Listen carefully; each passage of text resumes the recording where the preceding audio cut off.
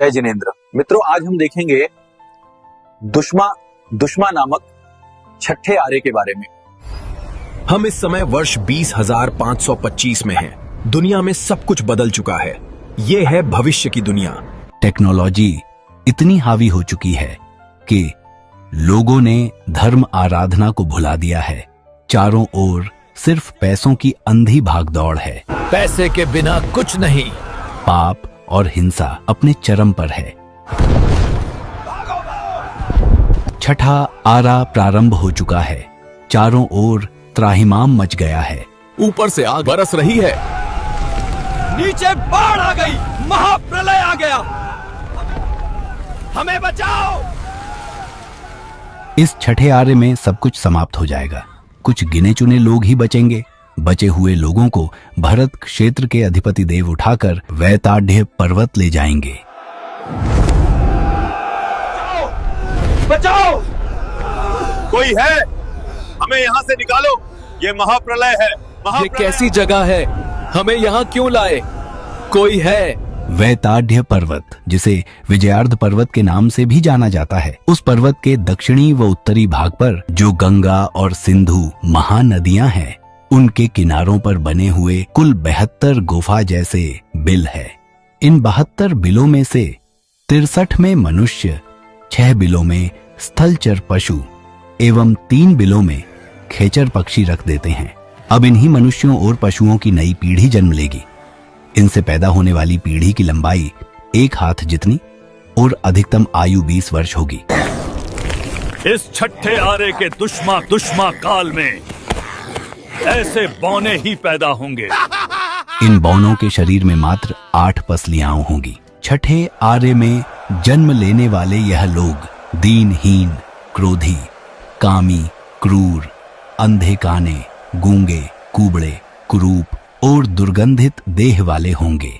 जिस प्रकार से निगोद में अनंत जीव एक साथ रहते हैं, उसी प्रकार से यह मनुष्य और पशु भी अत्यंत पीड़ा भोगते हुए इन गुफाओं जैसे बिल में रहेंगे। यह है पाप कर्मों का उदय।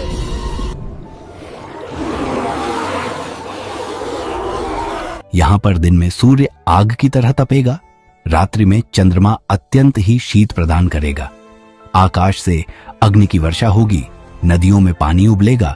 भयानक आंधियां चलेंगी। कुल मिलाकर यह लोग नरक जैसी जिंदगी का अनुभव करेंगे। दिन में अत्यधिक गर्मी और रात्रि में अत्यधिक ठंड के कारण यह अपने बिलों से बाहर नहीं निकलेंगे। केवल सूर्योदय और सूर्यास्त के समय मात्र एक मुहूर्त अर्थात 48 मिनट के लिए ही अपने बिलों से बाहर निकलेंगे। बिलों से निकलते ही यह नदियों की ओर दौड़ेंगे। नदियों से मछली और कछुओं को पकड़कर उन्हें रेत में दबाकर छोड़ देंगे। भयंकर गर्मी और शीत से वह मछलियां और कछुए पक जाएंगे। तब यह लोग बिलों से निकलकर रात्रि की शीत से पके जलचर जीवों को प्रातः और दिन में सूर्य की गर्मी से पके जीवों को संध्या में रेत से निकालकर खाएंगे।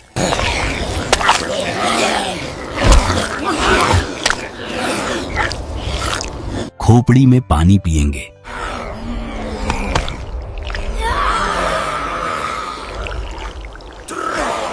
खाने पीने के बाद यह आपस में लड़ाई झगड़े और मारपीट करेंगे।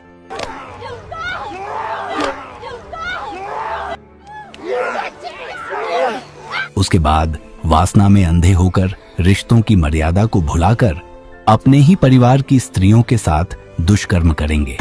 शास्त्रों में कहा गया है कि इस छठे आरे में मात्र 6 वर्ष की नारी एक कुतिया और स्वर्णी की भांति एक साथ बहुत सारे बच्चे पैदा करेगी। जीते जी नरक जैसी वेदना भोगकर जब इनकी आयु पूर्ण हो जाएगी, तब भी यह मरकर पुनः नरक अथवा तिर्यंच गति में ही जाएंगे।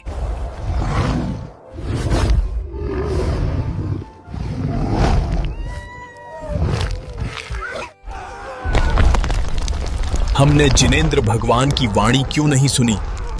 हमने पाप कर्म क्यों किए? हमने पाप क्यों किए? हमने कंदमूल क्यों खाए? हमने रात में खाना क्यों खाया?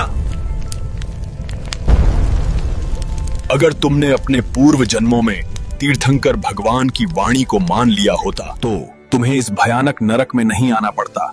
तुमने रात को भोजन किया, हिंसा की पाप किए, अब तुम्हें इसका फल भुगतना ही पड़ेगा। यदि तुम इस छठे आरे के दुखों से बचना चाहते हो तो आज से ही धर्म आराधना प्रारंभ कर दो।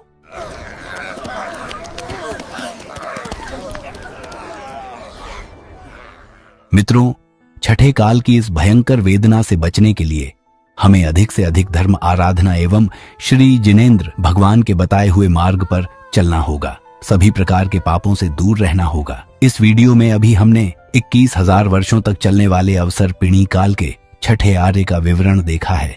अवसर्पिणी काल की सूची आप स्क्रीन पर देख सकते हैं। इस छठे आर्य की समाप्ति पर उत्सर्पिणी काल प्रारंभ होगा। आगे क्या होगा जानने के लिए पार्ट 2 देखिए। छठे आर्य के विवरण में जिन आज्ञा विरुद्ध कुछ भी कहा गया हो तो मिच्छामि दुक्कडम। जिन शासन की जय जयकार। धन्यवाद।